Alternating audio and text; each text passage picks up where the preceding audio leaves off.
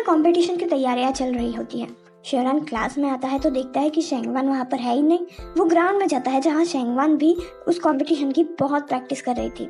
Sheeran उसके लिए breakfast लेकर आया था। वो उससे कहता है कि तुम इन सबको लेकर ज़्यादा स्ट्रेस मत लेना। मुझे पता है कि सारी क्लास की जिम्मेदारी तुमने अपने सर पर ली है, पर अगर तुमसे नहीं हो रहा है तो तुम क्विट कर देना।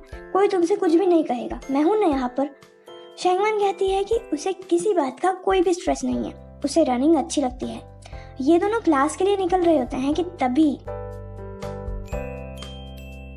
शेंगवान कहती है कि तुम्हारा फेस रेड क्यों हो रहा है और तुम्हारी हार्ट बीट भी तेज है। मैं बताती हूँ, ये सब कमजोरी की निशानी है। थोड़ा खाया पिया करो, एक्सरसाइज करो, तंदुरुस्त बनो। शेरन अपने मैच के बाद बैठकर सोच ही रहा होता है कि क्या वो सच में वीक है। तभी उसके फ्रेंड्स आते हैं और उसकी बॉडी की बहुत तारीफ करने लगते हैं। फिर शेरन बताता है कि शेंगवान ने उससे ऐसा ऐसा कहा।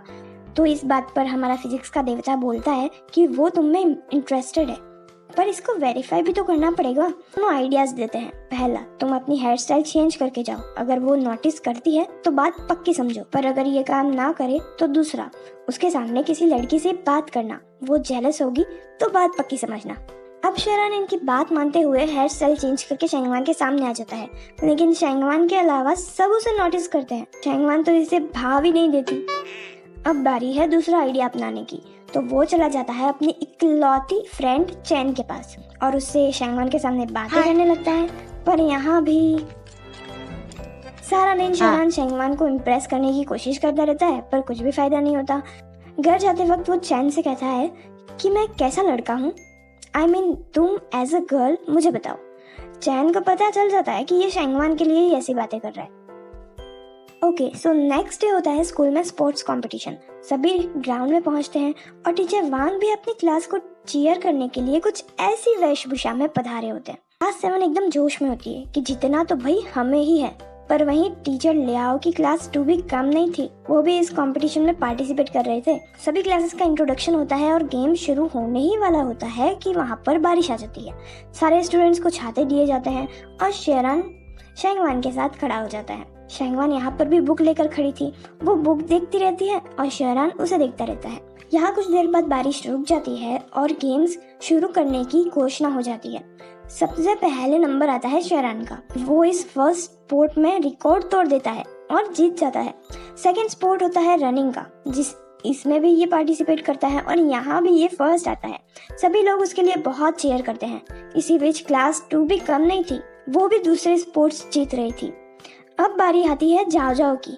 उसके साथ कंपटीशन में फैंग भी थी, जो उसे बहुत नीचा दिखाती है और मोरली डाउन कर लेती है, जिससे जाओ जाओ का कॉन्फिडेंस डाउन हो जाता है। उसे लगता है कि वो ये कंपटीशन नहीं जीत सकती। उसका शॉर्ट बॉल में फर्स्ट अटेम्प्ट अच्छा नहीं होता। वो बहुत सैड हो जाती है, पर फिर उसे अपने क्लासमेट्स की आवाज़ें सुनाई देती हैं जो कह रहे थे कि तुम कर सकती हो, यू आर द बेस्ट, जो उसे बहुत चीयर कर रहे थे। उन्हें देखकर और सुनकर झाझो अपना कॉन्फिडेंस बढ़ाती है और गेम खेलती है और जीत जाती है। स्पोर्ट में बारी होती है चाओ की। चाओ फुल कॉन्फिडेंस में था, पर उसके साथ कंपटीशन में खड़ा था क्लास 2 का एक लड़का, जो उससे फालतू की बातें कर रहा था और उसे डिस्ट्रैक्ट कर रहा था, जिससे चाओ कंसंट्रेट नहीं कर पा रहा था। और इस गेम में उसने 2 बार फाउल भी कर दिया था और थर्ड टाइम तक वो लॉन्ग डिस्टेंस तक जंप नहीं कर पाया और ये गेम हार गया।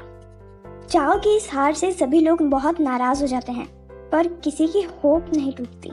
अगली रेस होती है शेरन की और इसमें युबई भी शामिल था। ये रेस चल ही रही होती है कि तभी यहाँ पर शुआई आता है। वो इस गेम के लिए पहली बार शूज लेकर आया था अपने पापा से झगड़ा करके, और वो इन शूज को ढूंढ रहा था। मेली कहती है कि वो तो चाओ लेकर गया है।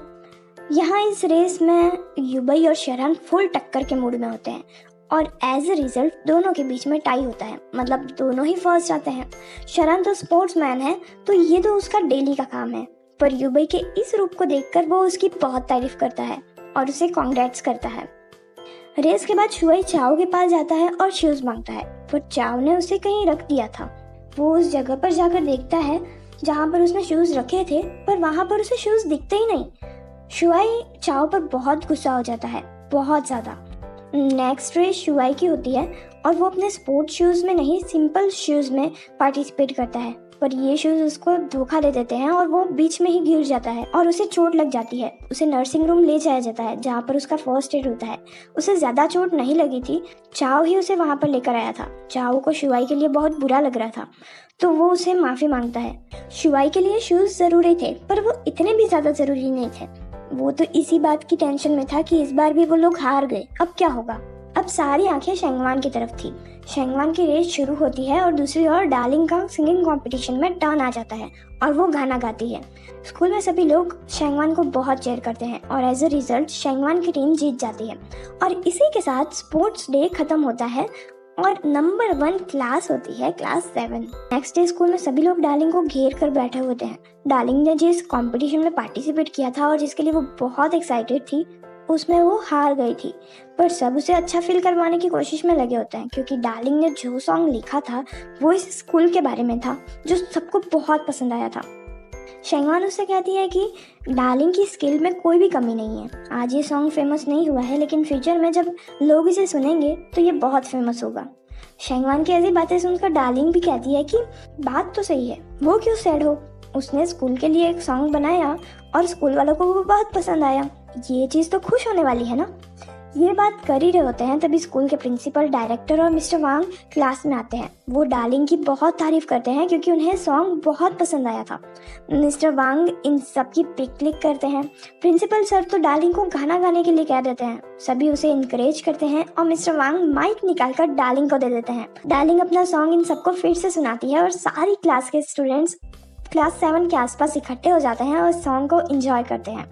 लंच के बाद में मिस्टर वांग क्लास में आते हैं और कहते हैं कि उनके मंथली एग्जाम का रिजल्ट आ गया है और इस बार क्लास 7 की रैंकिंग पूरे स्कूल में 3 पर पहुंच गई है। जो क्लास कभी पढ़ाई के लिए जाने ही नहीं जाती थी वो आज सारे स्कूल में टॉप 3 में आ गई है और स्पोर्ट्स में तो नंबर 1 है ही। सभी लोग इस बात से बहुत खुश होते हैं।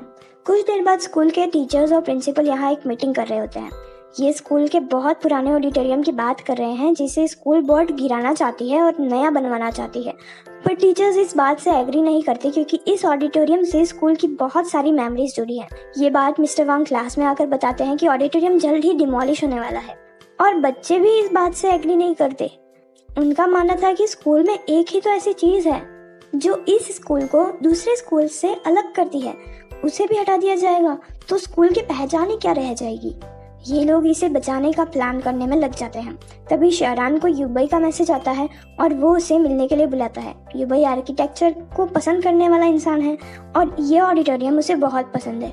वो भी इसे बचाना चाहता है और इस मुहिम में वो शेरान के साथ शामिल हो जाता है।